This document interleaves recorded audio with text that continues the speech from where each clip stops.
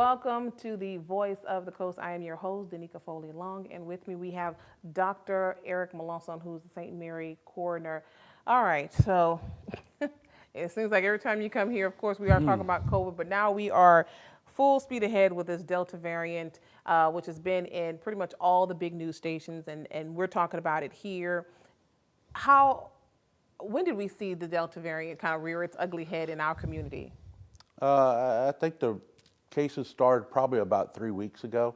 What we're finding is that the Delta variant seems to be the major player now, whereas, originally we had the original COVID-19 variant, and then of course you've had multiple other strains in different areas, which you would expect. Just like the flu virus, every viral particle tends to morph if it can, and the key is to try and eradicate the disease before it is able to go through those changes in that process. Right, and so look, if you have been paying attention to our Facebook page, if not, check us out, KWBJ-TV 22, and there's so much discussion, and especially with this being, it seems like it's more contagious because it's spreading very fast in our community. I believe it truly is more contagious. I mean, we're seeing patients really by the truckload come in. Last week, I think I swabbed almost 50 people, and probably 35 of them were positive. Whereas before, we'd get 5 or 6, 7, maybe up to 10 in a week, and the rampant increase is incredible to me. Yeah. Now, of course, just make sure that I'm clear with everybody. There's no agenda here, not telling you what to do, but just giving you the options of what to do, obviously. Right. So the option is to get vaccinated or get the disease. Right. I mean, the only way to truly emerge from this pandemic is in some way to have immunity. Immunity being you've gotten a disease and carry your own antibody, which, I know there's a lot of conflicting reports out there. I've tested people a year later and they still have the antibody. So I feel confident in saying that people will maintain the antibody unless they have some immunocompromised condition. Those are the people I get concerned about. But putting those people aside, by either getting the disease or getting vaccinated is the way we provide immunity. The dilemma is those who choose not to vaccinate is perfectly fine, and hopefully you'll never ever get the disease, but it would almost be better if they did, because that way they're not no longer in circulation to be a potential person who can spread it. It's kind of like when you're a kid and down the street somebody had the chicken pox. Well, instead of it kind of trickling along one after the other and taking a long time, your mom used to send you down there and say, go play with little Timmy because he got the pox. Yes. Not saying to do that here, because again, this is by far a much more deadly virus. We're looking at probably 1 in 100 now dying. So those who choose not to vaccinate realize that if you do get it, it's probably close to 1 in 100. So a 1% chance, and you think, man, that's not really that bad. Yeah. Look at 100 people around you and figure out if you're the one willing to take that risk. Let's talk about our death rate. I mean, St. Mary Parish, we're like, when we say we want to be on a map, not quite like this, because I think even national media is looking at us. I mean, what is our death rate looking like within the last couple of weeks? Because, Delta is, like you said, maybe about 3 weeks, not even a month. What's going on? Well, it's certainly gone up, and I was hoping we would have significant improvement in our treatment plans, but I still see a lot of variable stuff, some antiquated things still being used. There's a lot of new stuff on the forefront, but this is where it's disheartening to me, because I really would like to see the CDC and the National Institutes of Health come out and say, really, this is our best option. I mean, and there's too many cooks here, and our executive chef isn't leading that guidance to where we can honestly say this is the best trial. And even this week, I started trying ivermectin. There is no real good data to say that it works, but I haven't been very successful with a lot of the other treatments either. So, and I still see them being used, and that's sad. It's trying to get people through it. How's our ventilator, usage? Well, the hospital is pretty full, and I think everyone in ICU is COVID. So Yeah. And I think that's across the board. There's been reports that people are being sent home because they just don't have room for them because they're, quote, not that sick, but they're still pretty sick. Yeah. And you don't want to deal with yourself or a family member at home who has low oxygen sats and difficulty breathing and things like that. So. Yeah. Well, we'll definitely talk more about that, but also want to talk, it's the good, the bad, and the ugly here, right? So we're going to talk about vaccinated versus unvaccinated and who's spreading what and how fast is it spreading among both sexes of the population. So come on back right here on The Voice of the Coast.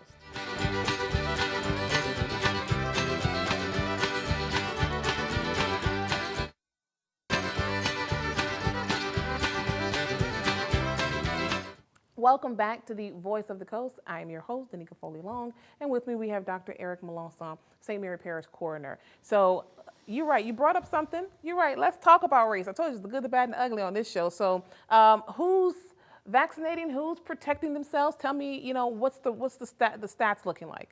Well, St. Mary Parish is still below the standard of 70% is what our goal is. Right now, the Caucasians tend to vaccinate better. They're like 46, 47%. African Americans are second, where they're about 28%, and Hispanics are somewhere around the 10% or a little bit less range. Personally, I've noted that actually the African American patients tend to protect themselves a little better by wearing more masks and things like that than do the Caucasians. However, when it comes to the stats, who's dying vaccinated? and no, who's dying Oh. is more so the African American population. It is. More it so. is. And I think there's several factors to that. Number one being comorbidities. Number two being access to care. And I know Dr. Wiltz has certainly made his historic effort to try and circumvent that, but it's still very difficult with the hospitals being flooded and just the needs of the patient population here. It's difficult to get people in. Yeah. Now let's talk about these masks, right? I mean, we're now back under a mask mandate. Is that going to help anything? It does protect you to some degree as far as getting the disease and spreading the disease. Unfortunately, what it typically does is it just delays the process. I mean, we've already shown that by instituting the mask mandate, we did decrease a little bit the first time we did it, but we didn't get rid of the disease. Again, the only way to get rid of the disease is to have immunity, vaccinated immunity, or you got the disease itself and provided your own immunity. So personally, I'm not sure the efforts are going to be successful, but we'll go ahead and follow them since it's a mandate. I know you can't necessarily speak on events that are going to be occurring across the state or even locally, but they're starting to have these different events, right? That are outside. A lot of them are outside. Mm-hmm. I think it made news. Lollapalooza. Mm-hmm. Oh, yeah, it was outside, but you're packed in like sardines. Typically, you don't have to wear a mask outside. Are we to that point where we need to start wearing masks outside? I think when you pack people in, you're going to get spread of the disease one way or the other. Mm-hmm. Masks are only going to be marginally effective in that case. It's the close contact and stuff that typically happens. And again, it's within 6 feet. It may be different for the Delta variant. We don't really know. I haven't seen any reports on that. But, again, limiting what we do is not going to really eradicate the disease. It's just going to slow the progress of the disease. And again, in order to eradicate the disease, just as we did with smallpox, just as we did with polio, vaccination or getting the disease is the only options. Now school is starting. And we're going to see more kids with it. That's the one thing about the Delta variant. The Delta variant does seem to have a stronger predilection for kids as well, whereas the original COVID, it seemed like the kids were the golden children. They didn't really have much illness if they did actually contract the disease. Now they're actually seeing kids with the disease and some of them fairly severe. But again, it's still on a very much smaller scale than what the adults have been. Wow. So, oh, you got some parents that are a little up in arms. I mean, particularly some of the ones who have little ones at home and they want to walk them to their classes and they can't do it. It's a lot of people who are just scared, and we just want to have this conversation to see what people need to be talking about. Because I'm curious, are we headed towards another lockdown? You kind of have inside connections, you know. I really can't answer that. If I had to guess, I know it's probably going to push towards that. I hope we don't. I hope everybody takes their choice and vaccinates themselves so that they can provide themselves with some form of immunity. Even if you had the disease, I was not a very big proponent of the vaccine in people who have already had COVID, but it does seem to potentially offer another layer of protection for the variants. So I would ask people to consider that as well. I am vaccinated. My wife and children are vaccinated. My son actually had the disease. He's vaccinated as well. So I think by doing that, we help take our place to help prevent the spread of this disease and prevent getting the disease, which I think those do provide. All right. Now we talked about the schools, so let's talk about the prisons, but we're going to wait to talk about that, our local jail facilities. Come on back right here on the Voice of the Coast.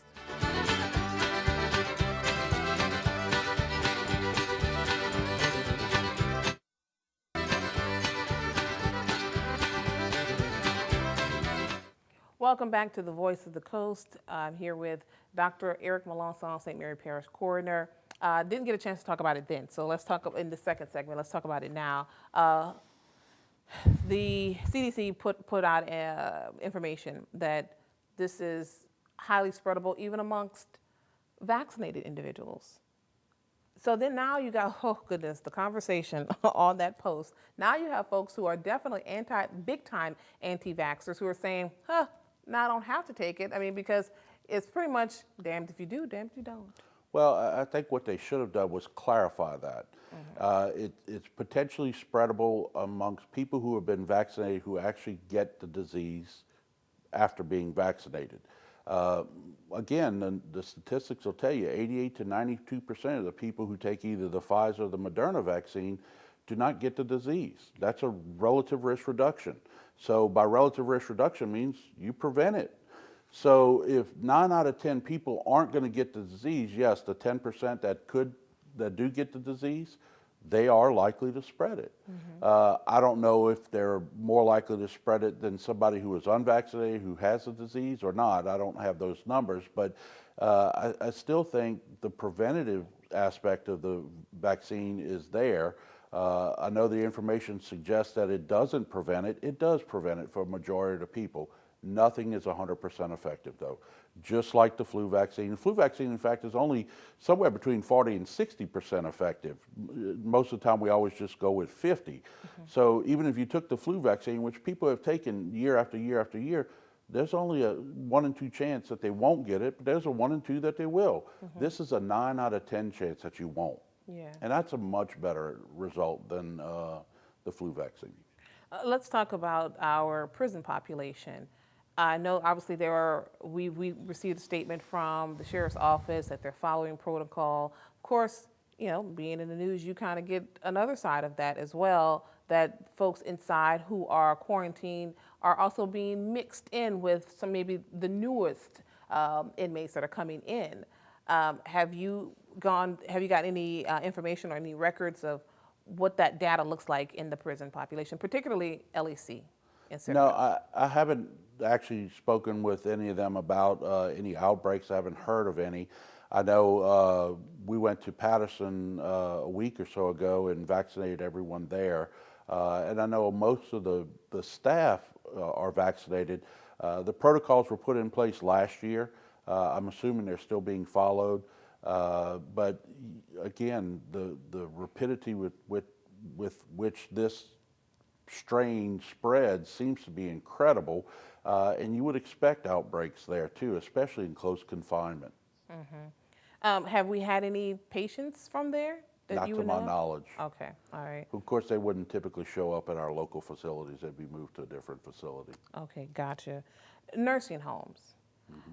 Well, at the beginning of this, it ran rampant throughout nursing homes. What's it like now? Right now, they have a few cases here and there, but for the most part, they're doing fairly well. Of course, they went back to lockdown, basically, which is a travesty as far as I'm concerned, because the people have already been isolated for far too long. But I understand it's probably a necessary evil in that case. But They do have a couple cases. It does seem to be the people who are vaccinated are still doing fairly well. There is occasionally a breakthrough, but again, some of these patients are significantly of age, and they have probably, subdued immunity even to the vaccine, and that might be a case for a booster. Yeah. Now you're coming back. I mean, you're not coming back. I'm sorry. You are a doctor before you were the coroner. You were a doctor. So, Correct. school again. Let's get back to talk about school. Are you seeing? Will this become a part of the vaccination or immunization record form for students? If I had to guess, yes.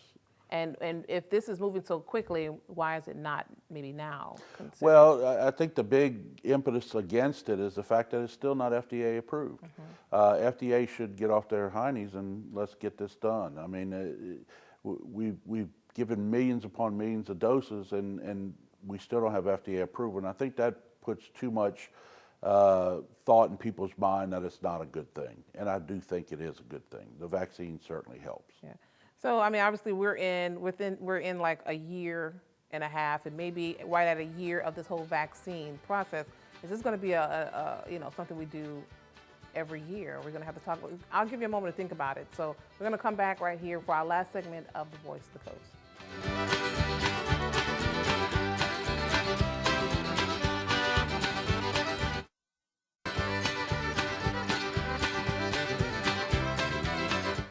Welcome back. We're here with Doc Melancon. Let's get right to it because I was asking about this vaccine being something that's going to have to, be offered every year. I mean, right now we're kind of like within a year of the vaccine being offered to the public. We had different levels. There was for 70 and up, then 60 and up. Now we're pretty much anybody can take the vaccine.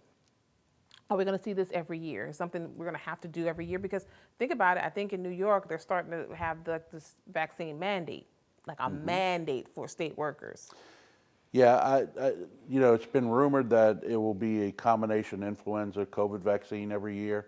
Right now, that's not even in the works because, of course, it's still not FDA approved.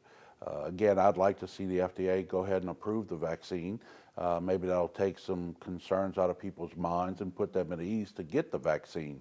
For those people who are just against it because it's politics, I ask you to please go back and look at the data.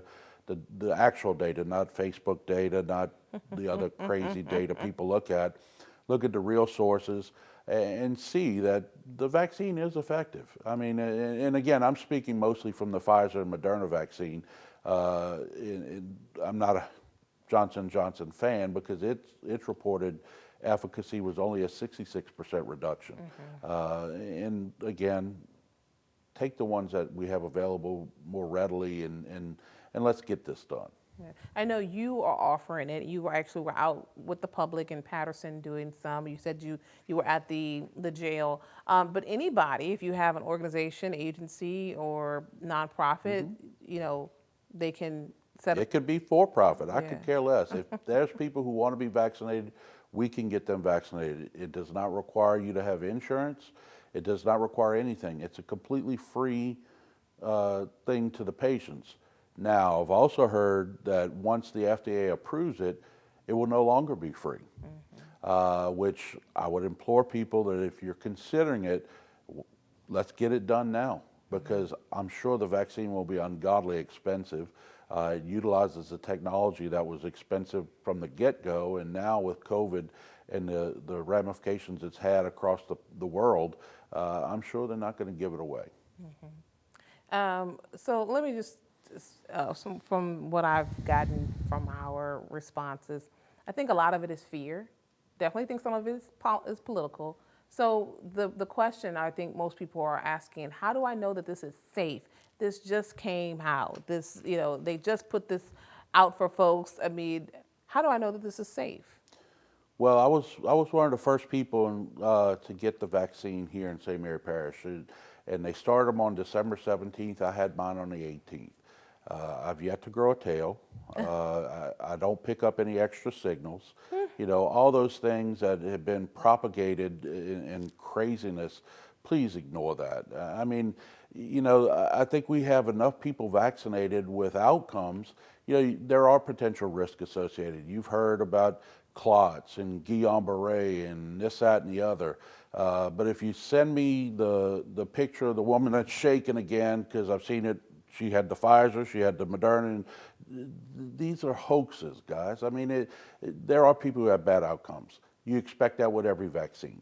Nothing is 100%. So the risk of that, though, is so infinitesimally small. They've given out millions of doses and have had less than 1,000 probably adverse events.